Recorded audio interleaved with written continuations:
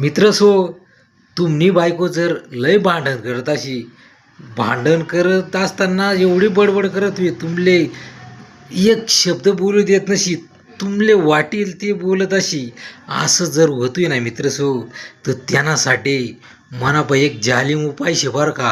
एक एकदम भारी उपाय शे. तर त्यामुळे तुमनी बायको तुम्हाला संग भांडवत नाहीच, उलटी तुमनी काळजीसुद्धा करी बरं का.